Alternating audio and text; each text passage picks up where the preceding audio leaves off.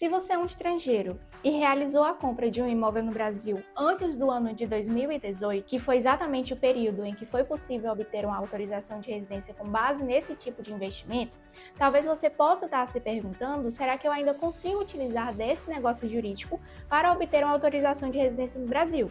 E a verdade é que essa é uma situação muito mais comum do que se parece. E hoje eu vou mostrar um caso real aqui do nosso escritório, em que nós conseguimos aprovar a residência de um estrangeiro com base na compra de um imóvel realizado no ano de 2010, ou seja, muito antes da criação do visto de investidor imobiliário no Brasil, que também é conhecido por muitos como Golden Visa brasileiro. E o visto de investidor imobiliário foi criado no ano de 2018 e ele permite que estrangeiros obtenham a residência aqui no Brasil por meio da compra de um imóvel, respeitando alguns valores mínimos, principalmente requisitos financeiros. Então, para que você estivesse dentro desse tipo de aplicação, você tinha que realizar a compra de um imóvel em regiões de Norte e Nordeste no valor mínimo de R$ 700 mil e Sul e Sudeste no valor mínimo de R$ 1 milhão.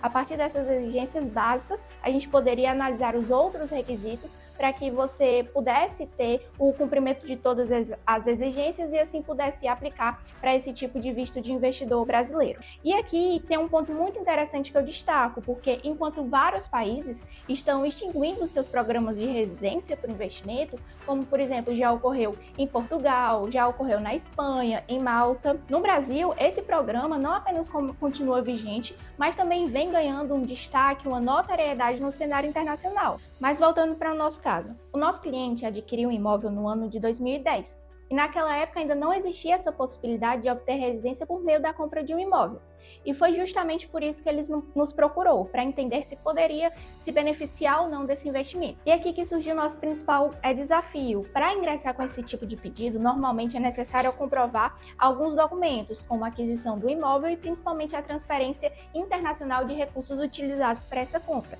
E em razão do tempo transcorrido, muitos desses documentos ficam muito difíceis e até impossíveis de obter. Além de que a legislação também não é clara quanto à possibilidade de utilizar esses investimentos anteriores para o fundamento de aplicação desse pedido de autorização de residência. E aqui, com base na nossa análise jurídica, nós tentamos estruturar uma estratégia específica para o caso desse nosso cliente e construímos uma tese baseada na interpretação da legislação como um todo,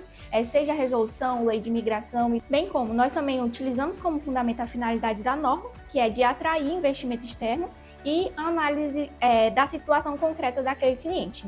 Porém, aqui tem um ponto muito estratégico e muito importante que nós percebemos desde o início. Nós não demos entrada em toda a nossa argumentação, em toda a nossa documentação logo no início. Nós protocolamos o pedido e aguardamos o retorno da exigência administrativa, justamente com os pontos que sabíamos que era possível que gerasse um certo indeferimento ou a necessidade de uma complementação.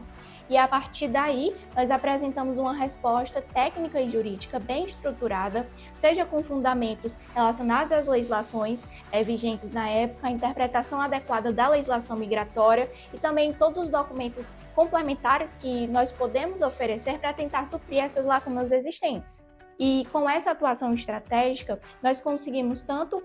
superar a ausência de documentos antigos, quanto eventuais dúvidas que pudessem estar relacionadas ao processo. E o resultado disso foi muito bom, nós tivemos uma residência aprovada, inclusive num tempo bem célere. Então, mesmo que o imóvel tenha sido adquirido antes da própria legislação, antes do ano de 2018, nós podemos utilizar desse fundamento, obviamente com base em toda uma análise jurídica prévia, para que a gente possa aplicar para o visto de investidor imobiliário nos dias atuais. E aqui eu deixo minha análise jurídica porque esse caso traz um ponto muito importante, porque a legislação migratória, ela não funciona de forma automática e, querendo ou não, ela é de certa forma nova, né? E é justamente por isso que abre uma margem muito grande para uma interpretação por parte dos advogados mesmo, ou atuantes do direito que estão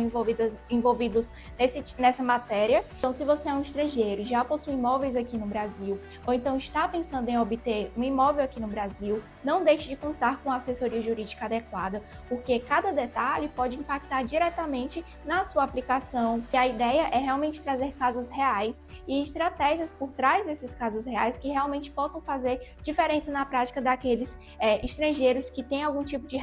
relacionamento aqui com o Brasil, certo? Então, se você quer entender melhor em como funciona a imigração e essa questão de investimentos aqui no Brasil, eu peço que você se inscreva aqui no canal, deixe seu like,